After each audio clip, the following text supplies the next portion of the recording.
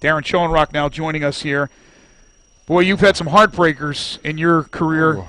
Today's got to be way up there. Well, I just hurt. I hurt for the seniors because of, one, you go through the not even sure if we're going to get to play to here we go, and then we take a lead and we get our guy on the mound. And I told the team afterwards, it's a lot like life. You think you got it figured out, and there's tough times waiting for you. So I'm glad we got to play. I'm glad we got to experience that. It's no fun experiencing that, but those are growth moments for the team. Well, it was a heck of a series. Obviously, it was very well played series. Right, winning that first game 13-12. The comeback last night, which came up a little bit short, but it was a great comeback. It's really a never-say-die team. It's been that attitude all year long. It has, and we've fallen short a few times, but we've made runs, and we've got those 6 seniors that played their last time here. They have really laid it on the line this year for us, every day, and I can't fault their effort at all, and proud I got to coach them. 29 wins. I know you would have loved to get to 30.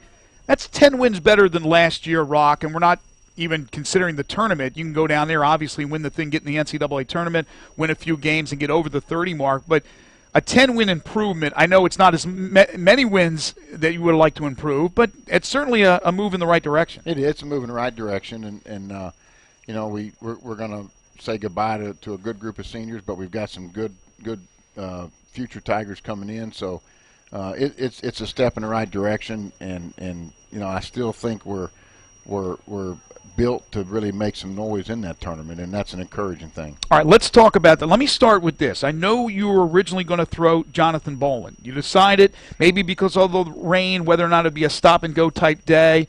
Whatever the reason, I'm going to ask you about that in a second. You ended up going with Danny Denz, but Bolin, I believe, is going to get the ball on Wednesday in your first game. Are you concerned about, 10 days off between? Well, yeah, a little bit. He needs some good recovery. He had 3 long Sundays in a row. Right. Three very, very high volume, high intense, close games. And if we went at all today with him, we're going to go very little. We'll get him a bullpen in tomorrow down there, a pretty good aggressive bullpen to get him ready. And I think the extra rest will actually do Jonathan some good because it may spike his velocity a little bit, and that's a good weapon for him. How about the fact that you won't play Tuesday? You're the 7th seed, so you're going to play Wednesday, early Wednesday, 10 a.m., I believe, against Houston. But having that extra day, how important is that? I think that's big, and the way it lines up, it's big because now Hathcock will go game 2, and Crosby will go back in the pen for the first 2 days to try to get to a 3rd day. So it lines up okay with our staff, and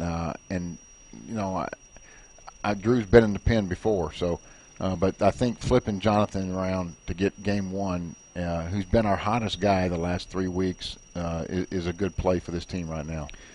What is the key to win a tournament like this? You're talking about a few days of action to come out of it and get an automatic bid into the NCAA tournament as opposed to a long 3-4 month haul where you play 56 games. What's the difference in trying to be successful next week in Clearwater? I think you slice it up into small moments, and you got to look for some guys to step up and do great things. And teams that come from where we're going to come from to win a tournament, there's always heroes that step up, and who knows who that's going to be.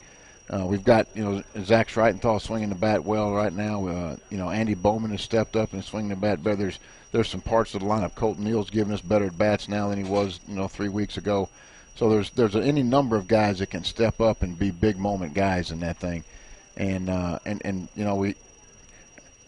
Connor Alexander factoring in as a middle reliever that's quieting things down now. There's some pieces starting to fall into place for this club that set it up for a tournament. You made a run last year in the tournament, and there's no question that you have a more well-rounded hitting team this time around. We're a much better club right now than we were. We're tougher to pitch to. We got a little bit more pop in the lineup. That's more of a doubles park than a home run park. We can drive gaps. So we're more built to make a tournament run now, and with the exception maybe of a couple of bullpen pieces, it's working well now. They got to swing off today in a big moment. A pinch hitter that's hitting 190 runs one out of the yard, and I said that's baseball. That's baseball. That happens. It happens every day in the big league. Somebody does something like that. So credit Tulane for that, but forget about it and understand how it feels, and just look to the next challenge. And I would imagine that's not a problem to No. forget about that and to focus on It will. The good thing is we're not playing tomorrow. We got a few days to let that hurt a little bit. Right. The travel day, we'll have a practice day on Monday. We'll do a light workout on Tuesday and get ready to go. All right, final thing for you, because we know you're going to play Houston on Wednesday morning. Tell us about the challenges of the Cougars to start the tournament. Well, it's been a long time since we played them, so we'll have to dig back in. It was an early season series, the third weekend, I think. So we'll dig back up notes and we'll get new reports. And now the work begins for the assistant coaches to prepare for our bracket and go. And the encouraging thing is they didn't see Jonathan, so it's a new challenge for Houston is the way we're looking at it. Wish you nothing but the best. Thanks, guys. Thank you, Rock. Thank you. Appreciate that. That's Darren Schoenrock, the head coach of the Memphis Tigers. They'll be heading down tomorrow, flying down to Clearwater